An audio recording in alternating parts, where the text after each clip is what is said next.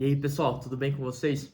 Eu sou Aaron, sou especialista em ciência de dados e hoje a gente vai dar continuidade aos nossos temas, né, da playlist ou da série sobre inteligência artificial. O capítulo de hoje a gente vai avançar ali em relação àquilo que a gente discutiu nos Transformers, né, para falar sobre o que a gente tem hoje de modelos de linguagem que são os LLMs, ou os Large Language Models, né? Então a gente vai falar um pouco mais a fundo sobre esse tema e alguns dos seus associados ali, temas que estão correlacionados com os LLMs. Antes de você seguir aí para o vídeo, considere compartilhar esse conteúdo, considere ativar as notificações do canal para receber todo o conteúdo. Deixa o like aqui no vídeo caso esse conteúdo te agregue, né? E considere também deixar o seu comentário com sua sugestão, com dúvidas, com críticas, enfim. Deixa os seus comentários aqui. É muito importante deixar o comentário aqui no vídeo no YouTube, porque o YouTube entende que o vídeo que recebe mais comentários, ele tem mais relevância para quem tá assistindo. Veja o vídeo até o final. Tem bastante coisa interessante aqui das quais a gente vai tratar sobre os LLMs. Não é um vídeo muito técnico, a gente vai falar um pouco sobre alguns termos, mas não é um vídeo muito técnico, então fica até o final aí e considere aí deixar o seu gostei. Bom, pessoal, há duas aulas ali, né, no capítulo 6, a gente comentou sobre os Transformers, né? Então, a gente apresentou toda aquela arquitetura e como funcionam os Transformers, que foi essa arquitetura sugerida, né, ali pelo Google. O objetivo inicial dos Transformers, inclusive do artigo original, né, que é o Attention is All You Need.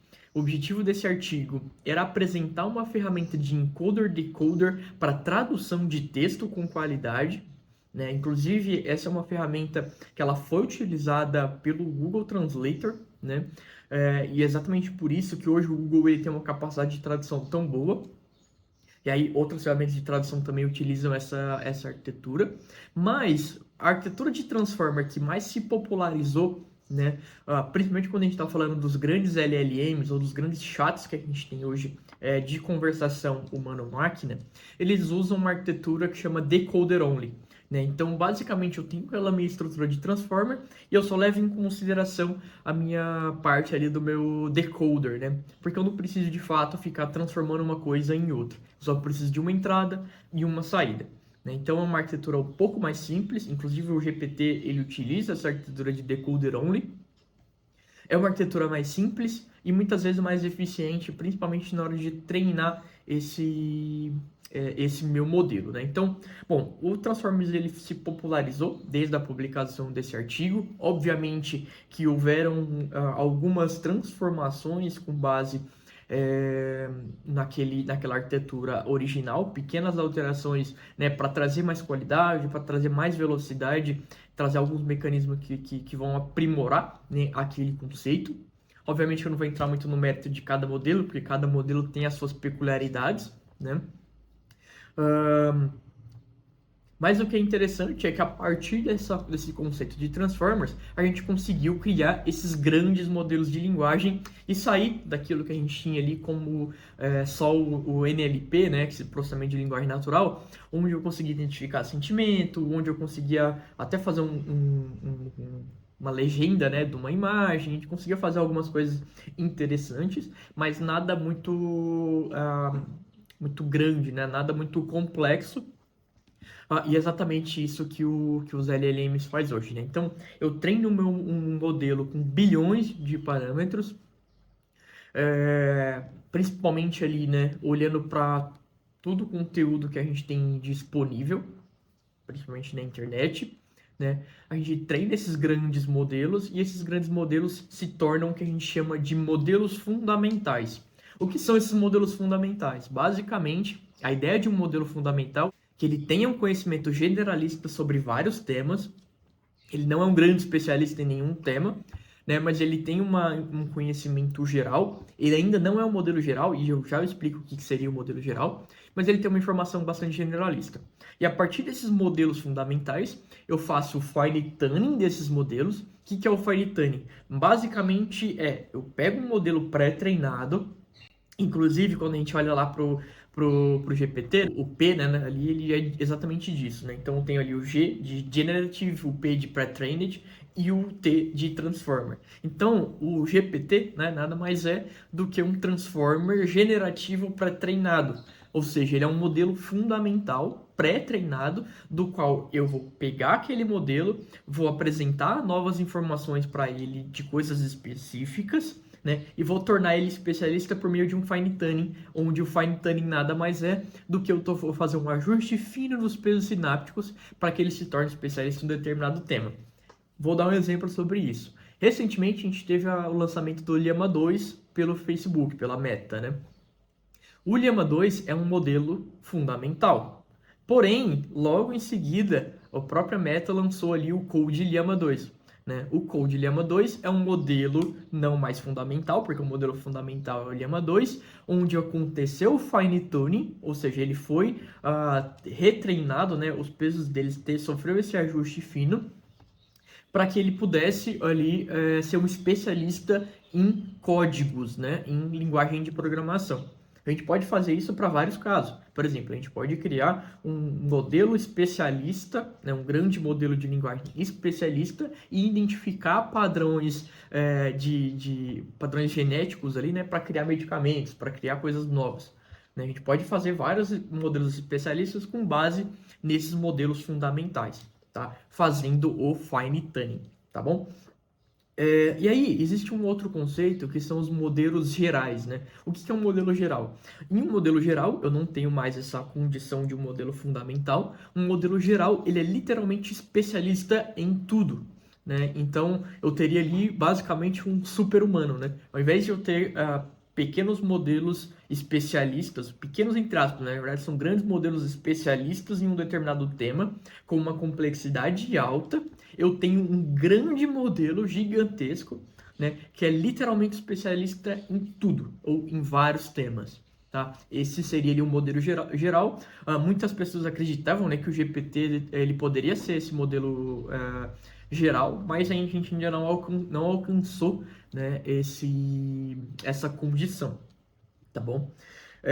Outra coisa que é bastante interessante também, quando a gente fala de LLMs, é uma coisa que a gente chama de prompt engineering, né? Ou engenharia de prompt. O que seria isso? Toda vez que eu faço uma pergunta pro meu sistema, né? Ou que eu faço uma contestação para que ele me rebata com uma resposta, eu faço um prompt, eu escrevo uma pergunta, vamos chamar assim, esse texto, né? Onde eu espero uma determinada resposta, né? Esse texto, a depender da forma como eu escrevo esse texto, a resposta vai mudar. Ela pode ser mais ou menos relevante com base naquilo que eu espero daquele modelo. Então existe toda uma área de estudo, depois que surgiram os LLMs, que é o Prompt Engineering, que é como eu construo um prompt, né, para que o meu modelo ele seja muito bom naquilo, né, que eu tô falando para ele fazer.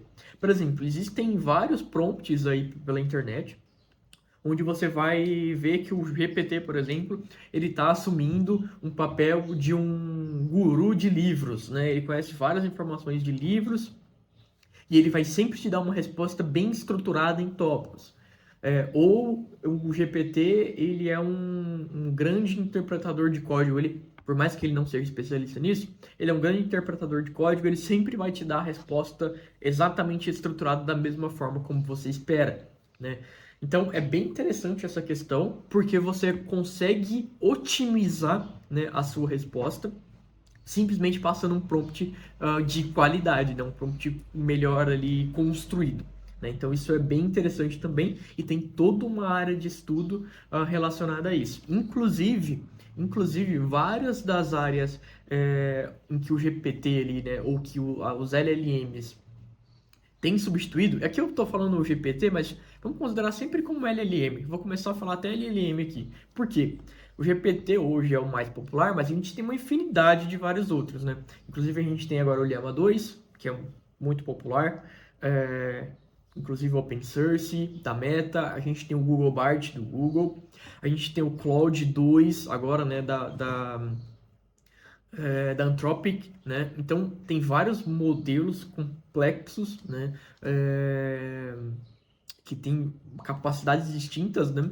Mas que todos são muito bons para diversas aplicações, né? E são todos LLMs, né? Então, o que eu estava comentando, né?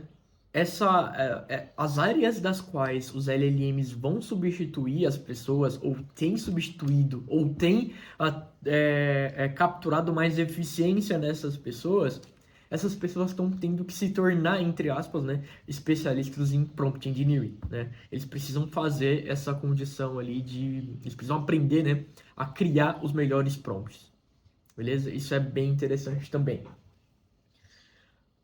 Além disso, né, obviamente, que os LLMs eles trouxeram à tona um tema bastante importante, que é o tema de Responsible AI. O que é isso, né? Basicamente, a gente está falando agora de grandes modelos com uma complexidade alta, que tem uma capacidade muito alta, que pode substituir várias posições de emprego, caso essas pessoas elas não evoluam. Né? Assim como aconteceu com a internet, revolução industrial, enfim, né? Várias tecnologias, toda vez que uma tecnologia nova surge, ela disrupta, né, aquele ambiente de trabalho e, obviamente, que muitos empregos mudam, né? No geral, os empregos ganham mais eficiência, mas tem algumas pessoas que não conseguem, né, alcançar essa eficiência e acabam ali sendo substituídas, né? E não só por isso também, como essas grandes inteligências, ela tem uma capacidade muito grande ali de processamento e até muitas vezes de interpretação, né? Por mais que elas não alcançaram ali essa inteligência de fato, ou consciência, né? É, elas acabam ali tendo uma interpretação interessante sobre muita coisa. E obviamente que eu posso fazer o bom uso disso e tornar os processos mais eficientes, mas também eu posso, né, usar isso de forma ruim. Muitas pessoas acabam usando isso de forma ruim. Então, as grandes empresas, né, elas se juntam por volta ali de um conceito, que é o conceito de Responsible AI, ou seja, inteligência artificial responsável, né, para que eu controle o uso desses modelos, já que basicamente todo o treinamento está concentrado nessas grandes corporações. E eu controlo, né, a forma como eu uso, né, esses modelos, dada algumas diretrizes, né, para essas empresas. Então elas se juntam ali com alguns governos, elas se juntam ali com um grupo de pessoas que estão pensando no uso dessas inteligências, né, para que o uso disso seja feito de uma forma responsável, né, e não simplesmente a gente saia usando. De fato, quando a gente olha no que aconteceu, né, nesse último ano, desde o surgimento aí do ChatGPT, por mais que antes disso a gente já tinha grandes modelos, né? Mas com o ChatGPT isso tornou muito mais acessível, isso se tornou muito mais utilizável, né, por diferentes pessoas. Então, obviamente que a gente precisa ter um pouco mais de responsabilidade. E o que aconteceu nesse último ano, a gente viu que não foi um uso tão responsável dessas inteligências, até porque boa parte delas tem sido lançadas sem os requisitos mínimos ali de segurança. Mas, obviamente, né, que isso é uma coisa que tende a se desenvolver, já que essas grandes empresas que fazem parte desse processo, principalmente do processo de treinamento desses grandes modelos, já estão discutindo, né, como usar isso. Então, basicamente, ali todas as grandes empresas estão discutindo como fazer o uso responsável da inteligência artificial. E é muito importante que todas as pessoas, né, que vão utilizar esse tipo de ferramenta, leve isso em consideração, né? Alguns, obviamente, né, que muitas pessoas discutem que esses modelos não deveriam ser lançados, eles devem ser muito regulados, a gente deve sempre controlar muito o uso dessas ferramentas, mas eu particularmente tenho uma visão muito próxima do que a Meta fez, que é abrir como esses modelos funcionam, abrir esses modelos, né, como o Llama 2 aconteceu, transformar esses modelos numa coisa open source, para que a comunidade entenda melhor como cada um desses modelos funciona, por quais mecanismos eles são orientados, né? E obviamente que quanto mais a gente traz mais pessoas, né, para discutir, para entender esse tema, por mais que vão ter pessoas mal intencionadas, vão ter também várias pessoas tornando essas ferramentas mais robustas, mais seguras, né, e preocupadas, né, com esse tema, principalmente porque as empresas vão atrás desses profissionais, né, dessas pessoas que se interessam pelo tema, né. Geralmente, essas ferramentas ali de código aberto, elas acabam sendo até mais seguras, né, do que essas de código fechado, onde você não entende muito bem como funciona, e elas estão ali dentro dessa caixinha preta, né? Então, pessoal, basicamente o vídeo de hoje é isso. Espero que vocês tenham gostado. Considerem deixar o like aqui no vídeo, deixem os seus comentários com dúvidas, sugestões, iniciem discussões aqui nos comentários e a gente se vê na próxima.